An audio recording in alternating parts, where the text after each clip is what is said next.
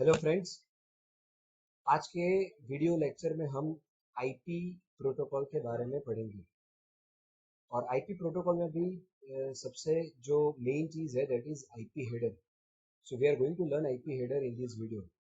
दोस्तों, जो IP header है उसमें काफ़ी सारे फील्ड्स हैं जो कि पूरे एक वीडियो में समझाना मुश्किल है। अगर उन सारे फील्ड को डिटेल में मैं एक ही वीडियो में समझाने जाऊँ then the length of video will become too big. और ऐसा देखा गया है that if your video is big, students पूरा वीडियो नहीं देखते हैं, right? So what I am going to do, I am going to divide explanation of IP header in 3 different short videos, right? तो आइए शुरू करते हैं, समझते हैं आईपी। दोस्तों, आईपी जो है उसका फुल फॉर्म है इंटरनेट प्रोटोकॉल, और ये नेटवर्क लेयर का प्रोटोकॉल है। And the main task of network layer जो हमने अभी तक पढ़ा, the main task of network layer is to perform routing, that is routing. It means sender ने एक पैकेट सेंड किया है और उस पैकेट के अंदर उसने डेस्टिनेशन आईपी एड्रेस दे दिया है। No when that packet reaches to the router, router का जो नेटवर्क लेयर है उसको डिसीजन लेना है कि इस पैकेट को आगे कहां पर भेजा जाए ताकि वो अपने अल्टीमेट डेस्टिनेशन तक पहुंचे। और उसके लिए राउटर अपना राउटिंग टेबल यूज करता है, राइट? और ये जो source IP address, destination IP address हम जहां डालते हैं उसे हम बोलते हैं आईपी हेडर। तो आज के वीडियो में हम इस आईपी हेडर के और भी काफ़ी फील्ड्स है, सोर्स आईपी और डेस्टिनेशन आईपी एड्रेस के अलावा, उन सब फील्ड के बारे में डिटेल में पढ़ेंगे। तो दोस्तों, आप यहाँ पर देख सकते हो that this is network layer, और इस नेटवर्क लेयर में आईसीएमपी, आईजीएमपी, एआरपी, आरईआरपी प्रोटोकॉल्स है।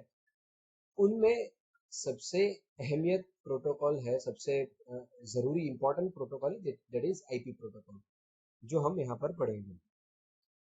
Now a packet in IP layer is called a datagram, or you can also call it a packet. A variable length packet consisting of two parts. ये जो packet होता है, it contains two parts. One is header and second is data. And the header is of 20 to 60 bytes. So the length of IP header varies from 20 to 60 bytes. It means minimum size of IP header is 20 bytes. Maximum size of IP header is 60 bytes. The standard size of IP header is 20 bytes, and this header contains essential information which is needed for routing and delivery. दोस्तों, ये diagram आप समझिए कि application layer ने data generate किया है। अब जैसे मैंने आपको पहले भी बताया है कि किसी सेंडर को एक पर्टिकुलर डेटा भेजना है रिसीवर को, तो सिर्फ वो डेटा भेज दे इतना काफी नहीं है। उस डेटा को प्रॉपरली डिलीवर करने के लिए, प्रॉपरली अप्रोप्रिएट डेस्टिनेशन तक पहुंचाने के लिए और प्रॉपर पाथ के थ्रू पहुंचाने के लिए और भी काफी सारी चीजें यहाँ पर हमें जोड़नी पड़ती हैं, और वो चीजें हम हेडर के अंदर डालते हैं, राइट? तो ये डेटा जब ट्रांसपोर्ट लेयर पे आएगा तब ट्रांसपोर्ट लेयर अपना खुद का हेडर ऐड करेगा। जब ये टीसीपी या यूडीपी का header, that is transport layer का हेडर, और अपना जो डेटा है वो नीचे नेटवर्क लेयर पे आएगा, उसे हम बोलेंगे आईपी डेटा। तब आईपी अपना खुद का हेडर ऐड करेगा, राइट? अब ये आईपी हेडर और ये डेटा जब डेटा लिंक लेयर पर आएगा तब हम उसे बोलेंगे फ्रेम डेटा, और फिर डेटा लिंक लेयर अपना हेडर और ट्रेलर ऐड करेगा, राइट? तो आज हम यहाँ पर ये जो आईपी हेडर है ये पढ़ने जाएंगे।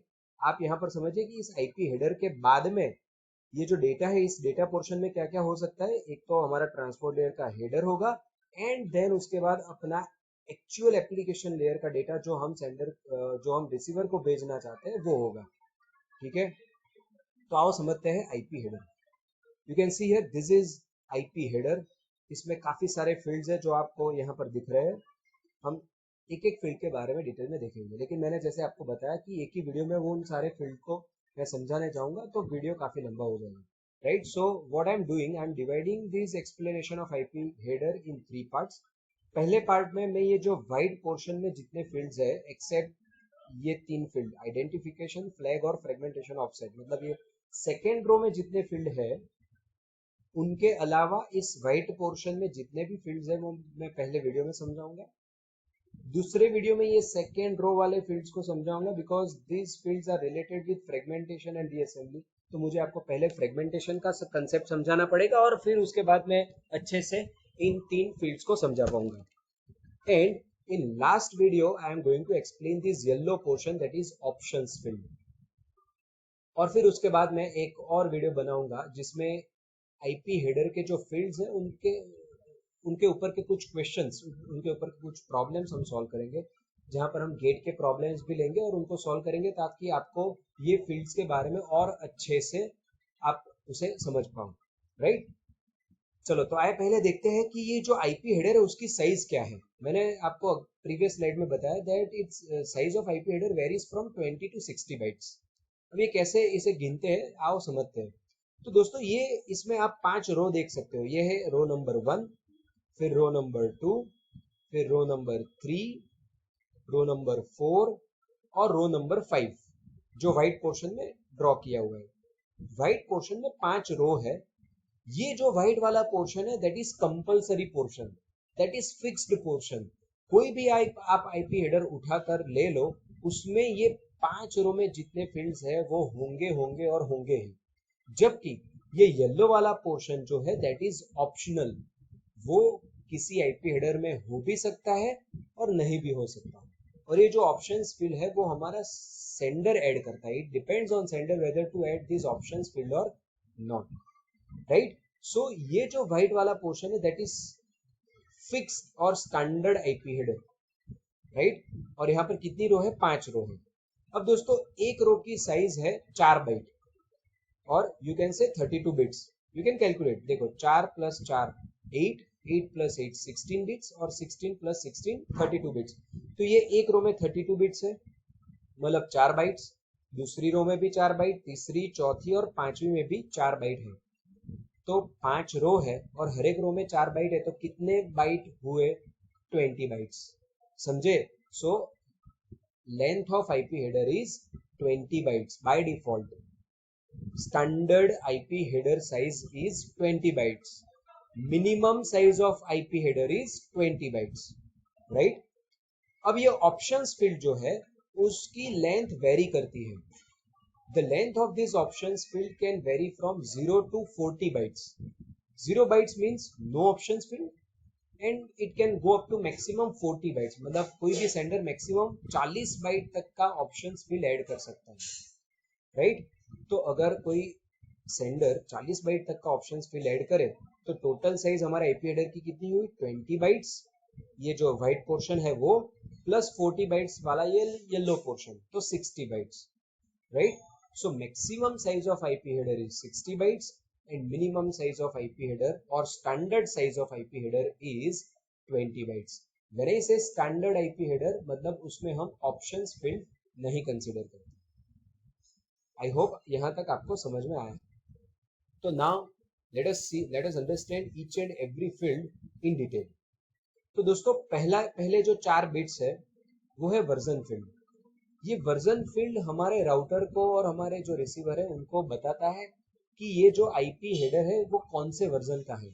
दोस्तों अभी तक ये जो हम नेटवर्क इंटरनेट यूज कर रहे हैं उसमें 2 आईपी के वर्जन्स चल रहे हैं। One is IP version 4 and second is IP version 6।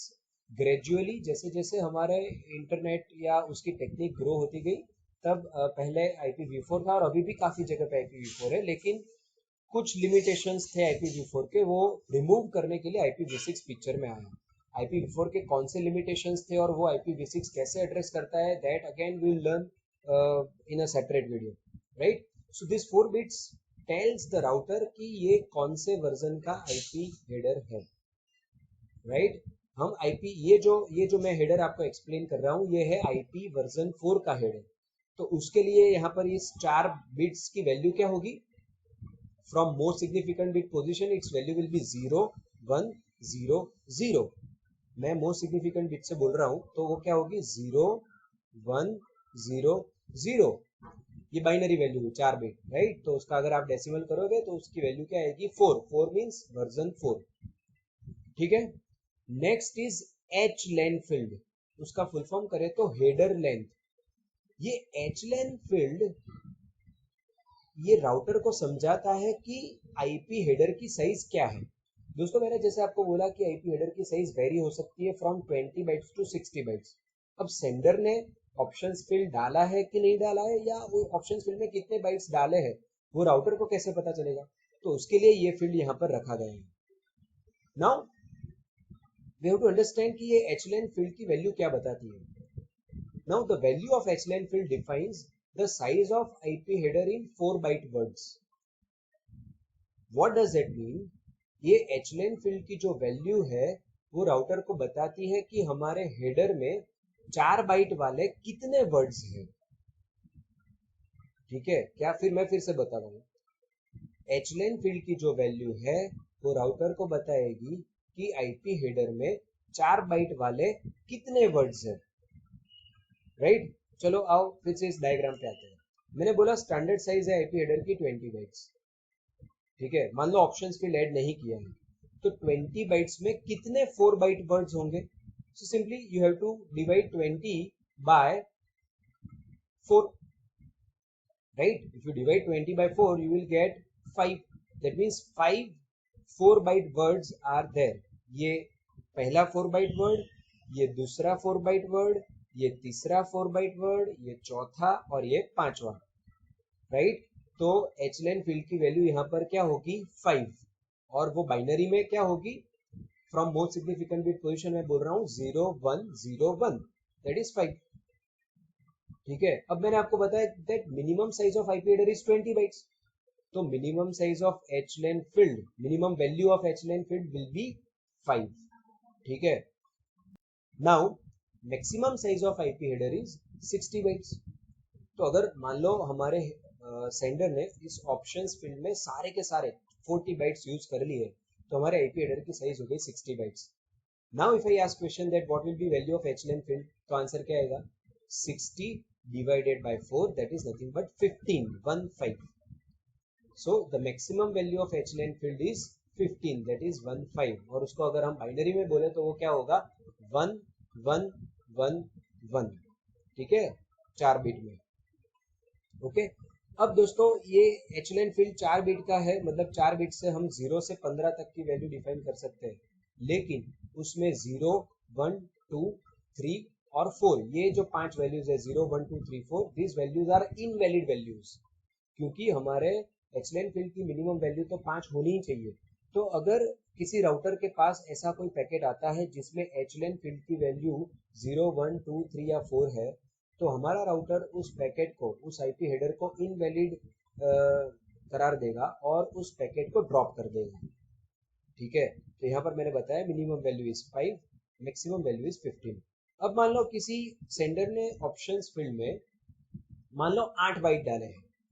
दोस्तों ये इतना कंपलसरी है कि हमारे आईपी हेडर की साइज 4 बाइट में ही होनी चाहिए। ठीक है, तो मान लो हमारे सेंडर ने 8 बाइट डाले हैं ऑप्शंस फील्ड में, तो ये 8 बाइट प्लस ऊपर के बाइट 20 बाइट्स, तो 20 plus 8 that is 28 divided by 4 that is 7। तो hlen फील्ड में वैल्यू क्या होगी? 7। बाइनरी में क्या होगी? मैं मोस्ट सिग्निफिकेंट बिट पोजीशन से बोलूं तो 0 1 1 1। ठीक है, तो ये हो गई hlen फील्ड के बारे में बात। Next is ds, that is differentiated service. ये फील्ड दोस्तों बहुत ही कम यूज होता है और बाय डिफॉल्ट उसकी वैल्यू 0 होती है। इसके बारे में हम और बहुत डिटेल में नहीं देखेंगे। तो वो जो 8 बिट है वो इस तरह से डिवाइड होते हैं। पहले मोस्ट सिग्निफिकेंट 3 जो बिट है उसे प्रायोरिटी बिट्स बोले जाते हैं, प्रेसिडेंस बिट्स बोले जाते हैं, और फिर नेक्स्ट 4 बिट है वो डिफाइन करते हैं D T R C, that is delay, throughput, reliability and cost. दोस्तों एप्लीकेशन लेयर की अलग अलग सर्विस को अलग अलग ये फंक्शनैलिटी चाहिए होती है, अलग अलग सर्विस चाहिए होती है। मिनिमम डिले में पहुंचना चाहिए पैकेट, या मैक्सिमम थ्रूपुट के साथ पहुंचना चाहिए, या मैक्सिमम रिलायबिलिटी के साथ पहुंचना चाहिए, मिनिमम कॉस्ट के साथ पहुंचना चाहिए। तो उसके अकॉर्डिंग वो बिट यहाँ पर सेट कर सकता है। बट दोस्तों अभी तक यहाँ पर ये ज़्यादातर केस में ये वैल्यू होती है 0 ही, जैसे वो मैंने यहाँ पर लिखा है। ठीक है, ये आप देख सकते हो यहाँ पर वीडियो स्टॉप करके, ये जो अलग अलग एप्लीकेशन लेयर की सर्विसेज है उनको कौन कौन सी वैल्यू चाहिए, मिनिमम थ्रूपुट चाहिए, मिनिमम डिले चाहिए, तो उसके अकॉर्डिंग उसकी वैल्यू सेट होती है। Next field is total length field. and it defines the total length of datagram including the header. It means ये टोटल लेंथ फील्ड में जो बिट्स है वो हमें बताता है कि हमारे आईपी हेडर में प्लस डेटा में कितने बाइट्स है। ठीक है, अब आप देखो यहाँ पर टोटल लेंथ फील्ड में कितने बिट्स है, 16 bit. Using 16 bits which is the biggest number you can represent, 65,535। ठीक है, तो इस टोटल लेंथ फील्ड की वैल्यू 0 से लेकर 65,535 बाइट्स तक हो सकती है। इसलिए यहाँ पर लिखा हुआ है कि ये पूरी चीज है header plus data that can very from 20 मतलब ये हेडर 20, अगर डेटा में कोई बाइट नहीं है तो सिर्फ 20 बाइट्स होंगे, और अगर डेटा में बाइट है तो maximum it can go up to 65,536 bytes. देखो यहाँ पर ये आप बोलोगे, यहाँ पर आप सर बोल रहे हो 65,536 बाइट्स और यहाँ पर बोला 65,535। दोस्तों ये मैक्सिमम वैल्यू 65,535, मतलब मैं यहाँ के हेडर और डेटा के जितने भी बाइट्स हैं उनको अगर मैं नंबर करूँ तो मैं 0 से शुरू करूंगा, 0 से लेकर 65,535 मतलब टोटल 536 बाइट्स हुए। ठीक है, so that defines this total length field defines ये हमारे हेडर और डेटा में कुल मिलाकर कितने बाइट्स हैं। ठीक है, अब ये जो नेक्स्ट सेकेंड रो है वो हम स्किप करेंगे, उसके लिए मैं सेकेंड वीडियो बनाऊंगा, ये फ्रेगमेंटेशन रीअसेंबली के साथ जुड़ा हुआ है। तो आओ देखते हैं अब बाकी की जो रो है उसके फील्ड्स के बारे में। So next is time to live field. दोस्तों मैंने जैसे आपको समझाया कि ये हमारा जो ये पैकेट जाता है किसी राउटर के पास, राउटर उसके आईपी हेडर को एग्जामिन करता है और एंड देन राउटर डिसाइड्स कि इस पैकेट को आगे कहाँ पर ले जाना चाहिए। अब दोस्तों अगर हमारे राउटर्स के जो राउटिंग टेबल है अगर वो प्रॉपरली बिल्ड नहीं हुए या कहीं से कोई कनेक्शन टूट गया तो ऐसा पॉसिबल है कि हमारा पैकेट एक इनफाइनाइट लूप में चला जाए। मतलब राउटर R1 बोलेगा इस पैकेट को भेजो R2 को, R2 बोलेगा इसको भेजो R3 को, R3 बोलेगा इस पैकेट को भेजो R1 को, वापस R1 R2 को भेजेगा, R2 R3 को भेजेगा, R3 R1 को भेजेगा। So it may be possible that if your routing tables are not properly implemented and a particular packet may go into an infinite loop. So to prevent the packet from going into an infinite loop, ये time to live field है। ये time to live field बताता है एक packet maximum कितनी hope तक जा सकता है। दोस्तों अभी आपको होप का मीनिंग तो पता चल गया होगा, एक डिवाइस से दूसरी डिवाइस तक जाए वो। ठीक है, so the value of this field is normally set 32 to 64, maximum 32 या 64 होप तक हमारा पैकेट कोई भी सोर्स से कोई भी डेस्टिनेशन तक पहुंच जाता है। ठीक है, लेकिन इसमें 8 बिट है, मतलब इसकी मैक्सिमम वैल्यू है 255, तो अपना पैकेट 255 होप तक घूम सकता है, उसके बाद डिस्कार्ड हो जाएगा। ये कैसे एग्जीक्यूट होगा, तो यहाँ पर सेंडर इस टाइम टू लीव फील्ड की एक वैल्यू सेट करता है which can be maximum 255 and it can be anything other than that. Let's say किसी सेंडर ने उसकी वैल्यू सेट की 5050, ठीक है, 50 सेट की, फिर वो पैकेट जब किसी राउटर के पास गया तो राउटर उस वैल्यू को एक डिक्रीमेंट करेगा और वो राउटर कर देगा इसकी वैल्यू 49। फिर वो पैकेट किसी और राउटर के पास गया, वो राउटर भी उसकी एक वैल्यू डिक्रीमेंट करेगा, तो अब वो वैल्यू हो जाएगी 48। Again it will be decremented, so at each and every hop the value of this TTL field will be decremented by 1 and when it reaches to 0, मतलब किसी राउटर के पास वैल्यू 1 वाला है और उसने 0 कर दी, at that point the packet will be discarded। ठीक है, so this time to live field prevents a packet from entering into an infinite loop। next field is protocol field। दोस्तों ये प्रोटोकॉल फील्ड डिफाइन करता है कि IP header के बाद, ये जो ब्लू वाला पोर्शन है वो है आईपी हेडर, आईपी हेडर के बाद कौन सा हेडर आता है, कौन से प्रोटोकॉल का हेडर आता है। दोस्तों हमें पता है कि आईपी हेडर के बाद ट्रांसपोर्ट लेयर आता है, ऊपर से जब पैकेट आता है तब एप्लीकेशन लेयर का डेटा यहाँ पर होता है, फिर यहाँ पर ट्रांसपोर्ट लेयर का हेडर ऐड होता है और फिर यहाँ पर नेटवर्क लेयर का हेडर ऐड होता है। ठीक है, तो ट्रांसपोर्ट लेयर का प्रोटोकॉल यहाँ पर हो सकता है which can be either TCP और यूडीपी। लेकिन दोस्तों यहाँ पर आईपी हेडर के बाद दूसरे नेटवर्क लेयर का प्रोटोकॉल भी हो सकता है। जैसे हमने यहाँ पर फिगर में देखा, नेटवर्क लेयर में इतने सारे प्रोटोकॉल्स है, आईपी, आईसीएमपी, आईजीएमपी, ईआरपी, आरईआरपी। ऐसा पॉसिबल है कि आईपी हेडर के बाद आईसीएमपी का हेडर भी हो और आईजीएमपी का हेडर भी हो। ठीक है, सिर्फ टीसीपी या यूडीपी होगा ऐसा जरूरी नहीं है, वो भी हम पढ़ेंगे। तो राउटर को ये समझाना बहुत जरूरी है कि इस आईपी हेडर के बाद कौन सा हेडर है। अगर वो किसी नेटवर्क लेयर के किसी दूसरे प्रोटोकॉल का हेडर है तो राउटर को वो देखना जरूरी है, क्योंकि वो नेटवर्क लेयर का प्रोटोकॉल है। लेकिन अगर इस आईपी हेडर के बाद जो हेडर है वो अगर ट्रांसपोर्ट लेयर का है, फॉर एग्जांपल ये टीसीपी या यूडीपी, या आप यहाँ पर देख सकते हो टीसीपी यूडीपी ट्रांसपोर्ट लेयर में हमने रखा हुआ है, तो अगर ये टीसीपी या यूडीपी है आईपी हेडर के बाद, तो राउटर को आगे देखने की जरूरत नहीं है, क्योंकि राउटर नेटवर्क लेयर की डिवाइस है और उसको ट्रांसपोर्ट लेयर के बारे में कुछ समझ में नहीं आता है। ठीक है, तो यहाँ पर ये वैल्यूज फिक्स्ड है कि अगर प्रोटोकॉल फील्ड की वैल्यू 1 है तो प्रोटोकॉल होगा आईसीएमपी, तो राउटर को आगे देखना पड़ेगा। अगर इसकी वैल्यू 2 है तो प्रोटोकॉल होगा आईजीएमपी, मतलब आईपी हेडर के बाद आईजीएमपी का हेडर है तो राउटर को वो हेडर भी देखना पड़ेगा। इसकी वैल्यू अगर 6 है प्रोटोकॉल फील्ड की, तो मतलब हो गया प्रोटोकॉल टीसीपी, मतलब ये ट्रांसपोर्ट लेयर का प्रोटोकॉल है, राउटर को आगे देखने की जरूरत नहीं है। सिमिलरली यूडीपी के लिए ये वैल्यू है 17, राउटर को आगे देखने की जरूरत नहीं है। ओएसपीएफ ये नेटवर्क लेयर का राउटिंग प्रोटोकॉल है, उसके लिए इसकी वैल्यू है 89, तो अगेन अगर 89 है तो राउटर को ये आईपी हेडर के बाद इस ओएसपीएफ के हेडर को भी रीड करना जरूरी है। तो दोस्तों ये प्रोटोकॉल फील्ड जो है, ये यहाँ पर जो ये प्रोटोकॉल फील्ड है, ये हमारे राउटर को समझाता है कि इस आईपी हेडर के बाद, मतलब यहाँ पर ट्रांसपोर्ट का हेडर है या नेटवर्क का कौन से प्रोटोकॉल का हेडर है। अगर ट्रांसपोर्ट का हेडर है तो राउटर को आगे देखने की जरूरत नहीं है, लेकिन नेटवर्क के किसी प्रोटोकॉल का हेडर है तो राउटर को आगे देखना होगा। ठीक है, next is header checksum field. दोस्तों ये जो हेडर चेकसम फील्ड है, ये हमारे रिसीवर को इतना कंफर्म करने के लिए है कि सेंडर ने जो एग्जैक्टली डेटा भेजा है वही उसके पास रिसीव हुआ है।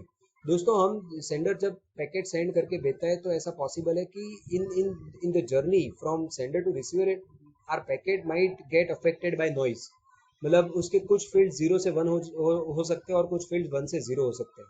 सो to give assurity to the receiver कि सेंडर ने जो भेजा है एग्जैक्टली वही चीज तुम्हारे पास आई है, उसके लिए ये हेडर चेकसम फील्ड है, और इसके बारे में डेटा लिंक लेयर में डिटेल में हम पढ़ेंगे। तो बस आपको इसका पर्पस समझना जरूरी है कि ये 16 बिट का फील्ड है, और बेसिकली होगा क्या कि ये टोटल जो बिट्स है वो 16 बिट्स के ब्लॉक्स में डिवाइड होंगे और फिर ये चेकसम कैलकुलेट होगा। ये कैसे कैलकुलेट होता है उसके लिए अलग वीडियो होगा दोस्तों। ठीक है, next field is source IP address. हमें पता है यहाँ पर 32 बिट का आईपी एड्रेस आएगा, जो डिवाइस इस पैकेट को सेंड कर रही है इसका आईपी एड्रेस यहाँ पर होगा। And next is destination IP address, again 32 bit का आईपी एड्रेस होगा, लेकिन ये आईपी एड्रेस जिस डिवाइस को हमें डेटा देना है, जिस डिवाइस तक हमारा ये पैकेट पहुंचना चाहिए, उसका आईपी एड्रेस यहाँ पर होगा। तो दोस्तों इस वीडियो में मैंने आपको आईपी हेडर के काफी सारे फील्ड्स एक्सप्लेन किए हैं, एक्सेप्ट दिस ये सेकेंड रो वाले फील्ड। ये सेकेंड रो वाले फील्ड को समझने के लिए एक और कंसेप्ट है फ्रेगमेंटेशन, उसको समझना बहुत जरूरी है, और ये फील्ड भी बहुत ही इंपॉर्टेंट फील्ड है जो कि हम नेक्स्ट वीडियो में देखेंगे। आशा रखता हूँ आपको ये वीडियो में जो मैंने एक्सप्लेन किया है वो आपको समझ में आया होगा। फिर भी अगर आपको कोई डाउट है, you can put in the comment box of this or else you can reach out to me. Thank you very much.